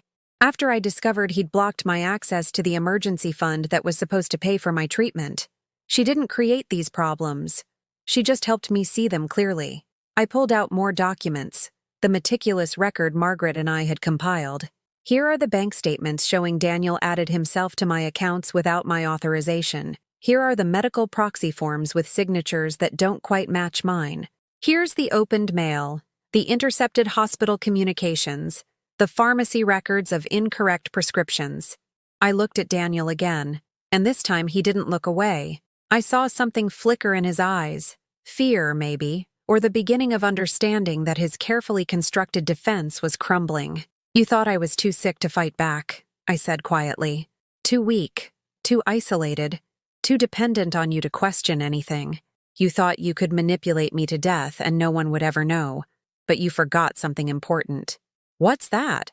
The question came from Reynolds, but I answered while looking at Daniel. You forgot that I raised you. I know how you think, how you manipulate, how you lie. I taught you strategy and planning, and how to get what you want. I just never imagined you'd use those skills to kill me. The room fell silent. Even the court reporter's fingers paused over her keys, the weight of that accusation hanging in the air like smoke. Daniel's composure finally cracked. I wasn't trying to kill you. He stopped, seeming to realize that any continuation of that sentence would be an admission of something. You were just what? I pressed. Just waiting for me to die naturally? Just helping the cancer do its job a little faster? Just ensuring you'd inherit sooner rather than later? I have expenses. The words burst out of him, raw and desperate. Do you know how much my life costs? The apartment, the car payments, the student loans. I'm drowning in debt, and you have this house just sitting here, all this equity locked up while I'm struggling. So you decided to speed up your inheritance? Patricia's voice was sharp, cutting through Daniel's emotional outburst. That's what you're saying? That financial pressure justified manipulating your mother's medical care? Reynolds moved to silence her client, but it was too late. The damage was done, the admission captured by the court reporter and witnessed by everyone in the room. Daniel had essentially confessed to exactly what we'd accused him of, prioritizing his financial convenience over his mother's life. The rest of the deposition continued, but the outcome was no longer in question. Daniel's lawyer tried to walk back his statement, to reframe it as something less damning, but the words had been spoken and recorded. He'd admitted that money was his motivation, that my death would have solved his financial problems, that he'd viewed my cancer as an opportunity rather than a tragedy. When we finally finished, hours later, I was exhausted in a way that went beyond physical fatigue, but I was also lighter somehow, as if speaking the truth aloud had released poison I'd been carrying for months. Patricia gathered her files with barely suppressed satisfaction. That went better than I hoped, she said quietly as we prepared to leave. His admission about financial pressure basically proves our entire case. Combined with the physical evidence, we have enough for both civil and criminal proceedings. Daniel and his lawyer left first, rushing out of the conference room like they couldn't escape fast enough. I watched him go, this stranger who carried my son's face, and felt a strange mixture of grief and relief. Grief for what had been lost. Not just the relationship, but the illusion that love and sacrifice meant anything to someone raised without empathy. Relief that the confrontation was over, that the truth had been spoken, that justice was beginning to take shape. In the parking lot, Margaret helped me into the car. I was shaking, adrenaline draining away and leaving me hollow. "You did so well," she said, starting the engine. "I know that was harder than anything you faced, even the cancer." She was right. Facing cancer had been terrifying, but cancer was impersonal, a disease that struck randomly and without malice. Facing Daniel, acknowledging what he'd done, speaking those truths aloud in a room full of lawyers and court reporters, that had required a different kind of courage. The courage to destroy the last remaining illusion that my son loved me, that family meant what I'd always believed it meant. "What happens now?" I asked as we drove home through afternoon traffic, the world continuing around us as if my life hadn't just fundamentally shifted. Now, Patricia files the formal lawsuit. The criminal prosecutor reviews the evidence and decides whether to press charges.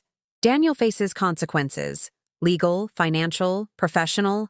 The truth comes out, publicly and undeniably. People know what he did.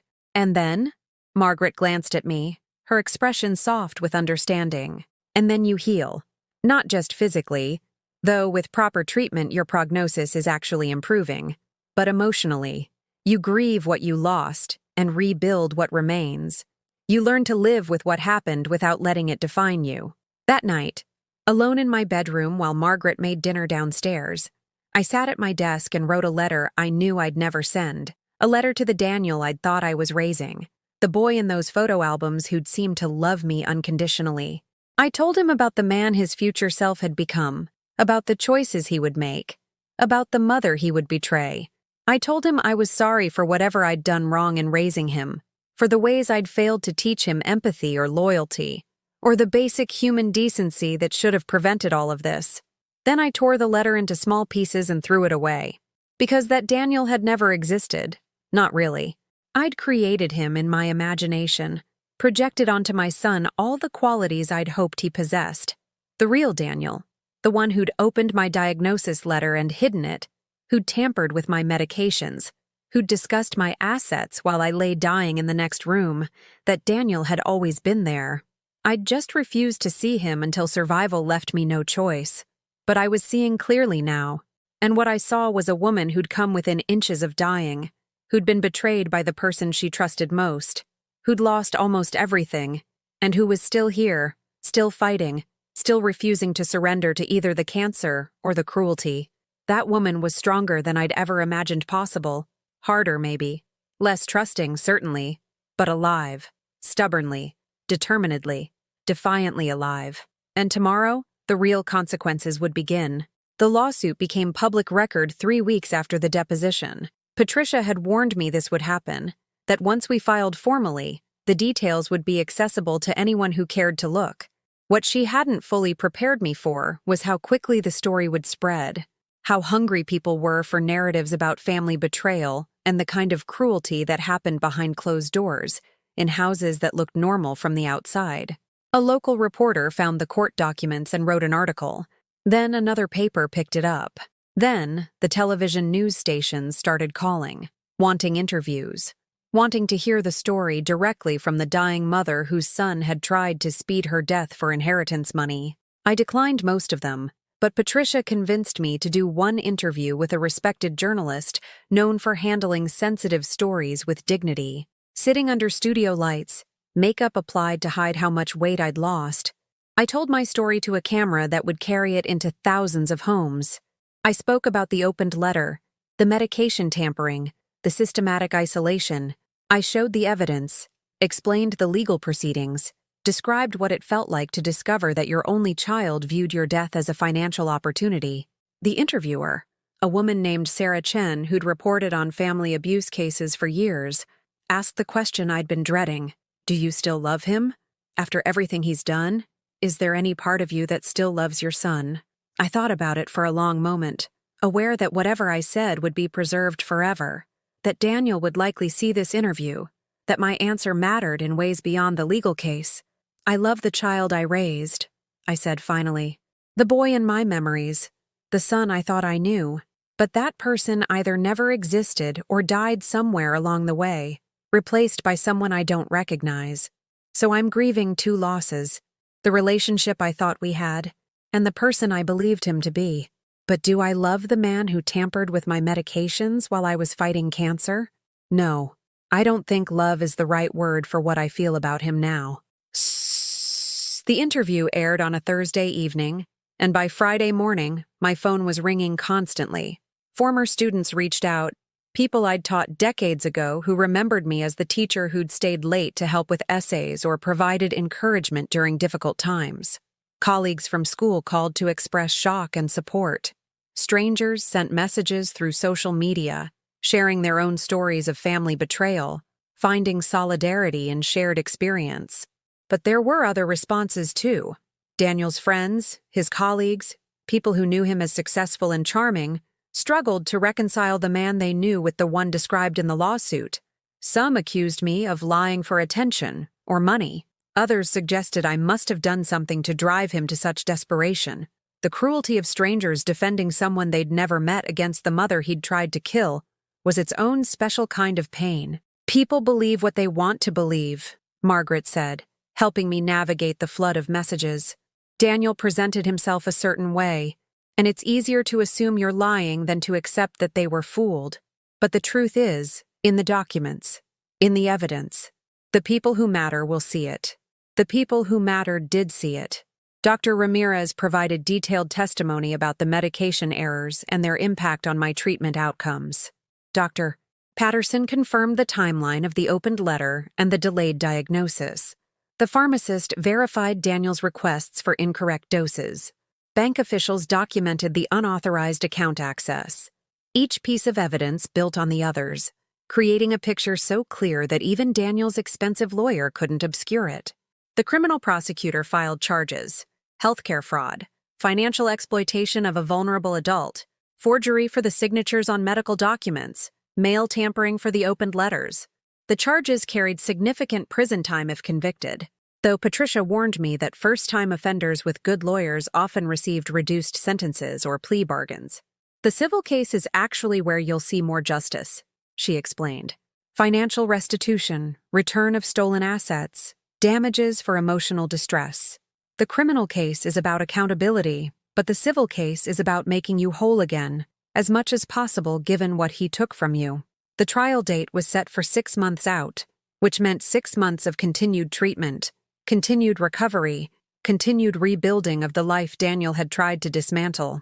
6 months during which I had to be strong enough not just to survive, but to testify, to face him again in court, to speak truth to a jury who would decide whether my son's actions constituted crimes or merely the imperfect caregiving of an overwhelmed adult child. But something had changed in me during those months of legal proceedings. The chemotherapy was working better now that I received proper doses, and my scans showed the tumor shrinking rather than growing. Dr. Ramirez cautiously suggested that remission might be possible, that I might actually beat this cancer that had seemed like a death sentence when Daniel was controlling my care. Proper treatment makes all the difference, she said during one appointment, reviewing my latest test results with barely concealed satisfaction. Your case is a perfect example of why patient advocacy is so important. If you hadn't taken control of your own care, if you'd continued under your son's management, we wouldn't be having this conversation. You'd likely be in hospice by now. The words should have made me angry, should have renewed my rage at what Daniel had stolen from me. Instead, they made me grateful. Grateful for Margaret's intervention, for Patricia's expertise, for my own stubborn refusal to die quietly. Grateful for second chances and proper medication, and the discovery that I was stronger than anyone, including myself, had believed possible. The civil trial happened first, a week-long proceeding that felt both endless and too brief. Daniel sat at the defendant's table looking diminished somehow, the confident professional veneer stripped away to reveal something smaller and more frightened underneath. His lawyer tried every defense, that I was confused, that he'd been trying to help, that his financial struggles had clouded his judgment, but never his love for me. But the evidence was overwhelming. Bank records, medical testimony, recorded conversations, the opened letters, the pharmacy confirmations. Each day brought new revelations that painted Daniel not as a struggling son doing his best, but as a calculating manipulator who'd viewed his mother's terminal illness as a financial opportunity. I testified on the third day, spent hours on the witness stand recounting every detail of my betrayal while Daniel sat 20 feet away refusing to meet my eyes. His lawyer cross-examined me aggressively, trying to poke holes in my memory, to suggest medications had confused me, to imply I was vindictive rather than truthful. But I'd prepared for this, and my responses were calm, factual, supported by documentation that couldn't be questioned. The moment that broke the case wide open came when Patricia played the recording Margaret had made of Daniel on the phone, discussing settling the house after I was gone. His voice, captured clearly on Margaret's phone, planning my estate while I lay sick in the next room. There was no way to explain that away, no interpretation that made it innocent or well-intentioned. The jury deliberated for less than 4 hours. They found in my favor on every count: financial exploitation, intentional infliction of emotional distress, healthcare fraud. The damages they awarded were substantial, not just return of the money Daniel had taken, but additional compensation for medical expenses, pain and suffering, and punitive damages designed to punish his conduct. Daniel would have to sell his car, likely his apartment, possibly declare bankruptcy to pay what he owed me.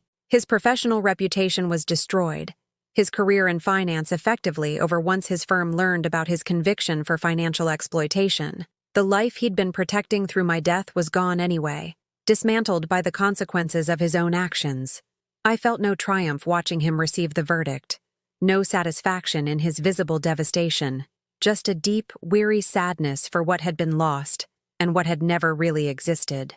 The judge's final words before dismissing us stayed with me. Family relationships carry special obligations of trust and care. When those obligations are violated, especially in circumstances involving a vulnerable person's health and safety, the betrayal goes beyond mere wrongdoing into something far darker. Mr. Morrison betrayed not just his mother's trust, but the fundamental bonds that make us human. The criminal trial followed 2 months later, and by then Daniel had agreed to a plea bargain: 5 years probation, community service, restitution, and a permanent record that would follow him for life. He avoided prison, but the conviction would ensure that every job application, every background check, every attempt to rebuild his life would be marked by what he'd done. I attended the sentencing hearing, sat in the front row while Daniel stood before the judge and accepted his punishment. He was required to make a statement, and for the first time since this began, he looked directly at me. "I'm sorry," he said, his voice barely audible. "I know that's not enough. I know nothing I say can undo what I did. But I am sorry." Were the words sincere? I honestly didn't know. Maybe he was sorry for getting caught, for the consequences he was facing. Maybe he genuinely regretted his actions. Either way, the apology didn't heal anything, didn't restore what had been broken. It was simply words, empty of meaning after months of betrayal. But they were words I'd needed to hear anyway. Some small acknowledgement that what had happened was real, was wrong, was worthy of remorse. After the sentencing, Patricia drove me home to the house that was fully mine again, legally and financially. Margaret had returned to her own state by then, but we talked daily, her support continuing even across the distance.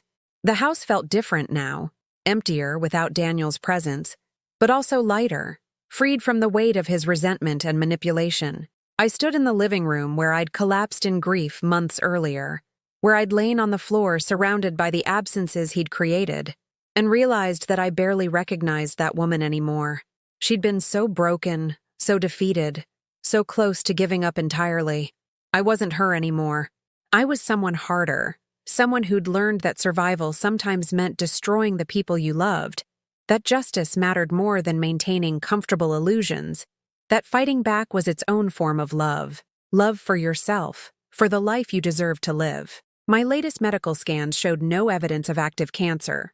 Dr. Ramirez used the word remission officially, cautiously, with all the appropriate warnings about continued monitoring and the possibility of recurrence.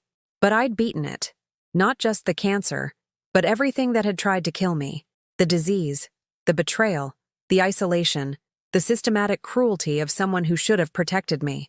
I returned to teaching, part-time at first, then gradually increasing my hours as my strength returned. My students knew my story. Impossible to keep it private after the media coverage. And they treated me with a gentle respect that was both touching and slightly uncomfortable. I was the teacher who'd survived her son's attempt to kill her, the walking reminder that family wasn't always safety, that love wasn't always reciprocated, that cancer wasn't always the most dangerous thing trying to kill you.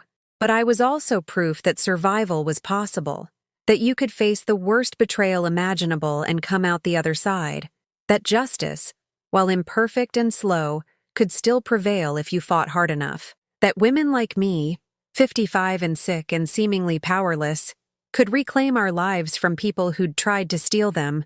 On the first anniversary of my diagnosis, I stood in my backyard garden planting flowers, my hands in the soil, the sun warm on my face. A year ago, I'd been dying in an empty house while my son waited for the inheritance.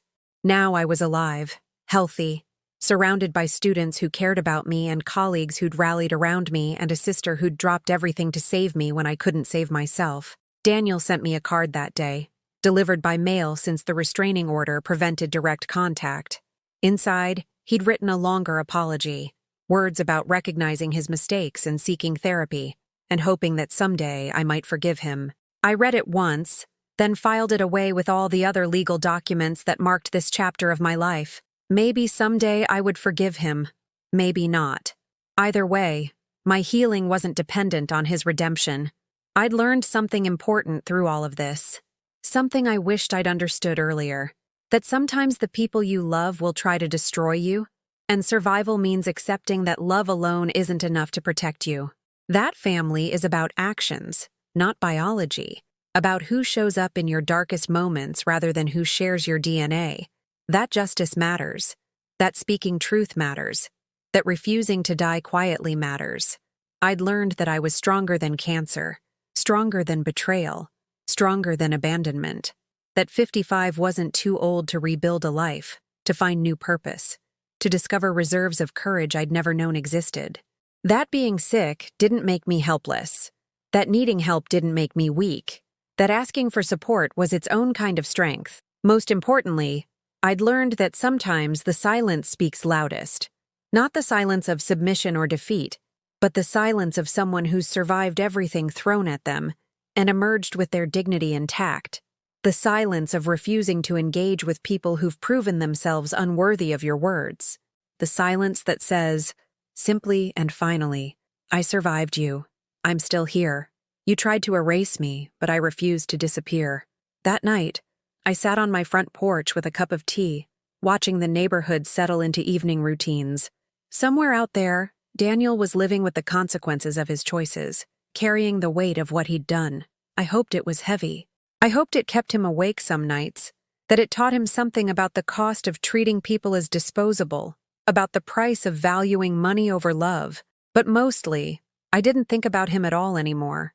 He'd taken enough of my time, enough of my energy, enough of my life. What remained was mine, hard-won and precious. Each day a small victory over everything that had tried to kill me. I was 56 years old, cancer-free, and alive in ways that went beyond mere breathing. I'd survived. Not just the disease, not just the betrayal, but the whole terrible journey from victim to fighter to survivor. And that survival, stubborn, difficult, imperfect, was its own kind of justice. Sometimes the people we love betray us. Sometimes the cancer wins. Sometimes the bad guys face no consequences for their cruelty. But not this time. This time, the mother who was supposed to die quietly instead found her voice, demanded justice, and reclaimed the life her son had tried to steal.